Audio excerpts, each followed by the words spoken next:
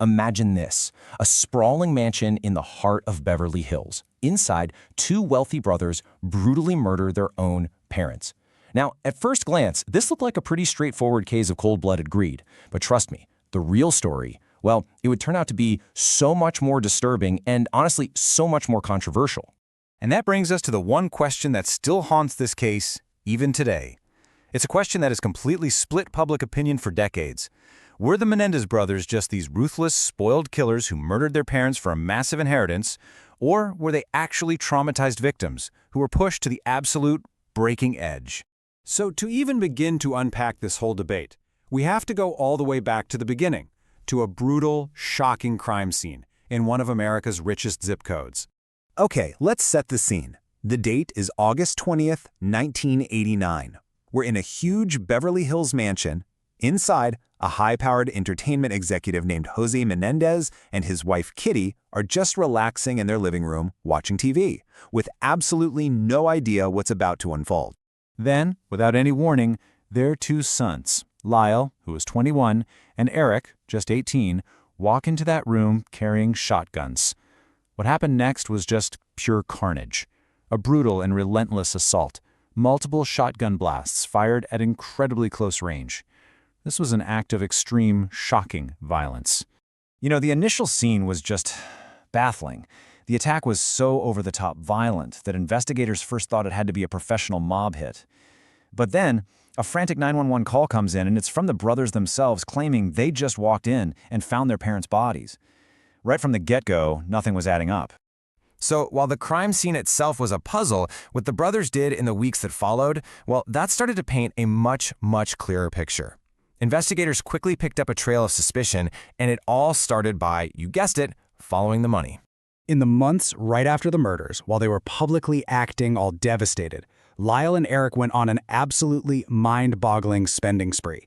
We are talking over $700,000. Just let that sink in for a second. And look, this wasn't them quietly buying a few nice things. They were buying flashy Rolex watches, a brand new Porsche, and they were investing in new businesses, they were traveling, dining out, living this incredibly lavish lifestyle. To the prosecution, this behavior screamed motive. It was simple. They killed for the inheritance money.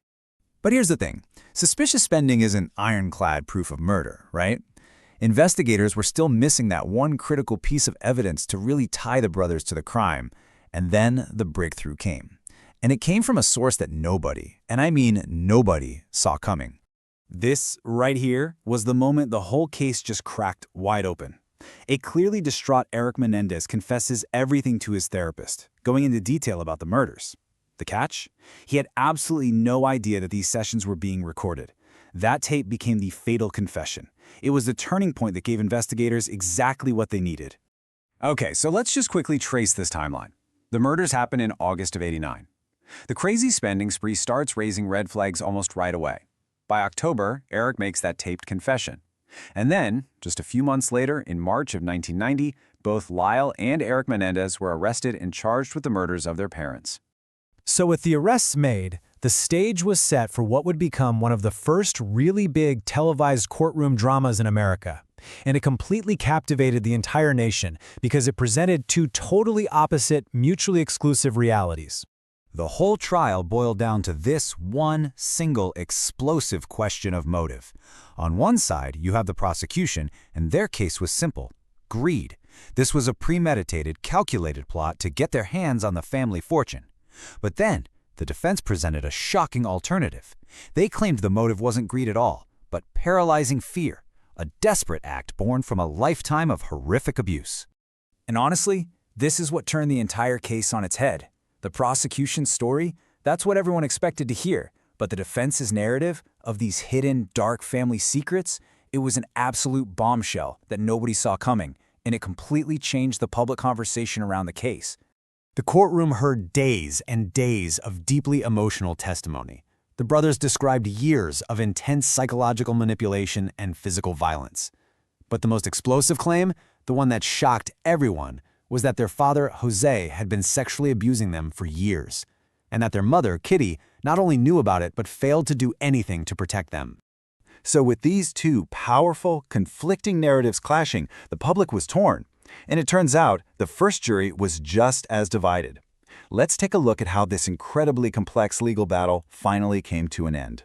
So get this, the first trial actually ended in a hung jury. The jurors were completely deadlocked, they just could not agree on a verdict, which really shows you just how powerful those abuse claims from the defense were. But a second trial was ordered. This time there was a new judge, and he made a critical ruling. He severely limited the amount of abuse-related evidence that the jury was even allowed to hear. That one decision completely shifted the narrative in the prosecution's favor, and in 1996, the final verdict came down.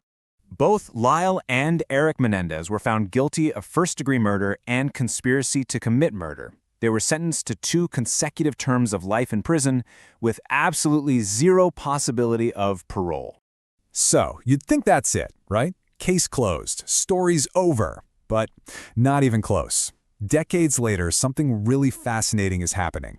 The Menendez case is going viral, and it's captivating a whole new generation online. So why is a case from the 90s all of a sudden trending on platforms like TikTok? Well, it's kind of a perfect storm. Old trial clips are resurfacing and going viral, new documentaries are re-examining the entire story, and maybe most importantly, our whole cultural conversation has evolved. We have a much greater awareness now of trauma, of mental health, and of the complexities of abuse, especially when it comes to male victims. And that really gets to the heart of why this case just continues to fascinate us. It's so much more than just a true crime story. It really forces us to confront these uncomfortable truths about family secrets, about trauma, and about the very real limits of our justice system. Which, of course, leaves us right back where we started, with that same haunting, unresolved question. Were they cold, calculated killers driven by greed? Or were they broken victims of a deeply abusive home who just snapped? The fact that we still don't know for sure is why we still debate it today.